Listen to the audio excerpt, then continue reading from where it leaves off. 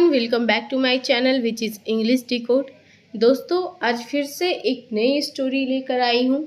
Story बड़ी interesting है और उससे भी ज़्यादा इंटरेस्टिंग है इस स्टोरी में यूज़ हुए वर्ड्स, जिसके बारे में हम लोग बिल्कुल डिटेल से बात करेंगे। और इसके साथ ही इस स्टोरी में जो ग्रामर का यूज़ किया गया है उसके बारे में भी हम लोग बातें करेंगे। तो चलिए बिना किसी देरी के शुरू करते हैं आज की हमारी कहानी को। सबसे पहले देखते हैं स्टोरी का टाइटल। स्टोरी का टाइटल है एवरीवन इज़ इम्पॉर्टेंट। क्या हुआ इसका मतलब? देखिए, एवरीवन का मतलब होता है सभी लोग। इम्पॉर्टेंट यानी कि ज़रूरी, इज़ यानी कि है।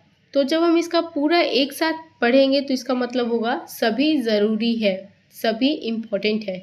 कहते हैं ना, असली मज़ा सबके साथ आता है। एवरीवन इज़ इम्पॉर्टेंट, सभी ज़रूरी है। तो चलिए शुरू करते हैं स्टोरी को। The lion king was busy appointing various animals at different ports. अब देखिए, लायन किंग क्या था? बिजी था। वॉज बिजी यानी कि बिजी था। क्या में बिजी था? अपॉइंट करने में बिजी था various animals at different posts. अब देखिए, अपॉइंट करने का मतलब होता है रखना, यानी कि नियुक्त करना। डिफरेंट पोस्ट पे यानी अलग अलग पोस्ट पे बहुत सारे जानवरों को रखने में बिजी था, नियुक्त करने में बिजी था। द चीता हैड बीन मेड, बनाया गया। The army commander. अब देखिए दोस्तों, ये जो वाक्य है ये वाक्य है पास्ट परफेक्ट का पैसिव वॉइस। कैसे?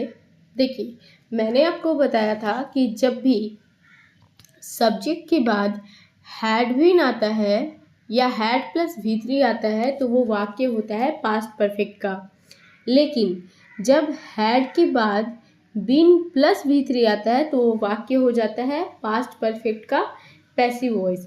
तो देखिए, इसका मतलब हुआ चीता को बनाया गया। चीता को बनाया गया। क्या बनाया गया? द आर्मी कमांडर, आर्मी का कमांडर बनाया गया। बिकॉज, क्योंकि he was quick to think and the fastest runner. क्योंकि वो क्या था?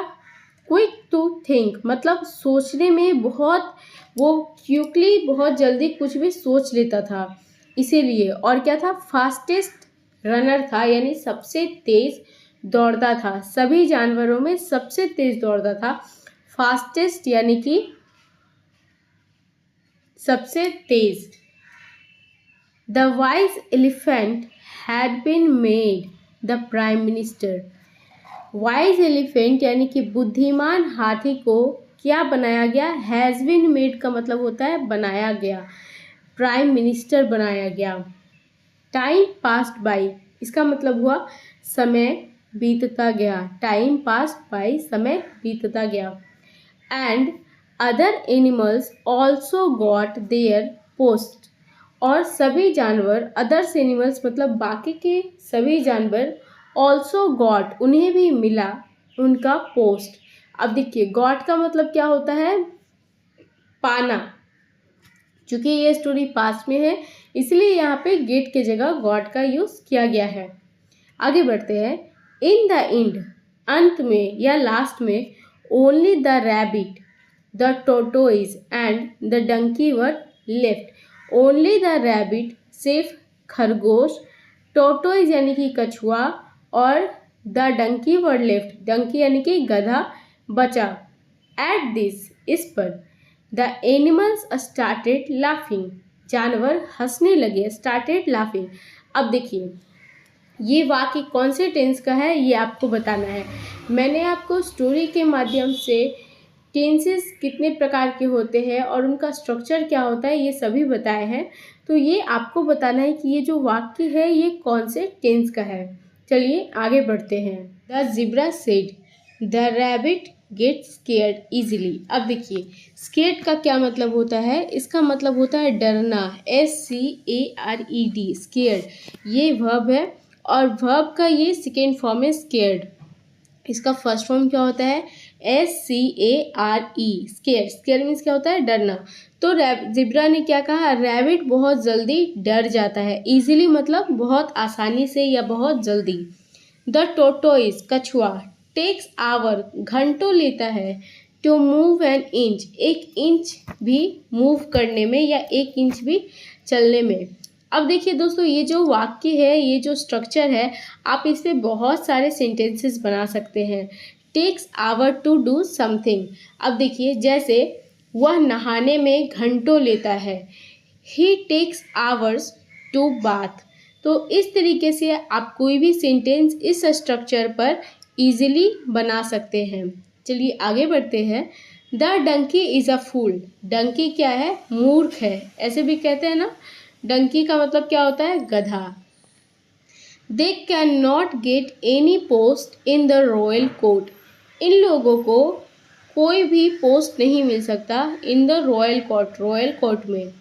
बट लेकिन द किंग सेड, राजा ने कहा, शेर ने कहा, नो फ्रेंड्स, नहीं दोस्तों, please don't tease them, please कृपया उन्हें मत छेड़ो। टीज का क्या मतलब होता है? छेड़ना या परेशान करना। तो राजा ने क्या कहा? प्लीज़ उन्हें मत छेड़ो, उन्हें मत परेशान करो। All animals have different and unique qualities. सभी एनिमल के पास होती हैं, क्या होती हैं? अलग और यूनिक क्वालिटीज़ होती हैं। हैव का मतलब मैंने आपको बताया था कि जब भी हैव प्लस समथिंग होता है तो उसका मतलब होता है कोई भी चीज़ आप पोजेस करते हैं, पोजेशन बताता है। जैसे आई हैव ए कार, मेरे पास एक कार है। तो यहाँ पे क्या वाक्य है? All animals have different and unique qualities. सभी जानवरों के पास डिफरेंट और यूनिक क्वालिटीज़ होती है। तो यहाँ पे जब भी हैव पोजीशन बताता है तो हिंदी में आप पास का यूज़ कर सकते हैं। जैसे आई हैव अ कार, मेरे पास एक कार है। आई हैव अ बुक, मेरे पास एक बुक है। एनिमल्स हैव क्वालिटीज़, जानवरों के पास क्वालिटीज़ होती हैं। आगे बढ़ते हैं।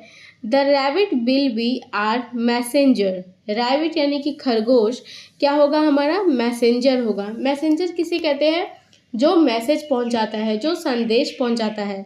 आप जिसे डाकिया भी बोल सकते हैं। और अभी के टाइम में हमारे फेसबुक पे भी मैसेंजर होता है जिसके थ्रू हमारे पास मैसेज आता है। तो मैसेंजर का मतलब क्या होता है? संदेश वाहक, यानी जो संदेश देता है। बिकॉज क्योंकि ही रन्स फास्ट, क्योंकि वह तेज दौड़ता है। The tortoise can hide and spy on the border post. अब टोटोइज क्या है? कैन हाइड, छुप सकता है। हाइड का मतलब होता है छुपना। Can hide and spy, spy का मतलब होता है नज़र रखना। Spy on the border post, अपने बॉर्डर पे क्या कर सकता है? स्पाई कर सकता है, यानी कि नज़र रख सकता है। आगे बढ़ते हैं। The loud voice of the donkey can be used as the bugle call. The loud voice of the donkey, गधे का ऊंचा आवाज़, गधे का ऊंचा आवाज़ क्या कर सकता है? Can be used, यूज़ किया जा सकता है as a बिगुल कॉल, बिगुल कॉल के लिए यूज़ किया जा सकता है। अब बिगुल कॉल क्या होता है? बिगुल कॉल को आप समझ सकते हैं एक ऐसा कॉल जिसको पाकर सब लोग सचेत हो जाए, भौचक्का हो जाए, तो बिगुल कॉल उसे बोलते हैं। We must learn to respect everyone. हम लोगों को सबकी इज्जत करना आना चाहिए। रिस्पेक्ट का क्या मतलब होता है? इज्जत। मस्ट मतलब करना चाहिए। थस, इस प्रकार all the animals of the forest learn a new lesson that day. इस प्रकार all the animals of the forest, जंगल के सभी जानवरों ने सीखा एक नया लेसन उस दिन। दैट डे मतलब उस दिन। लेसन यानी कि पाठ और लर्न यानी कि सीखना। क्योंकि ये स्टोरी पास्ट में है इसलिए यहाँ पे लर्न के जगह लर्न जो कि V2 है इसका इस्तेमाल किया गया है। तो दोस्तों, ये थी हमारी आज की स्टोरी। उम्मीद करती हूँ कि आपको अच्छी लगी हो, और अच्छी लगी हो, आपको कुछ सीखने को मिला हो तो प्लीज़ इस स्टोरी को अपने दोस्तों के साथ शेयर कीजिएगा और मेरे चैनल को सब्सक्राइब कीजिएगा। Thank you so much.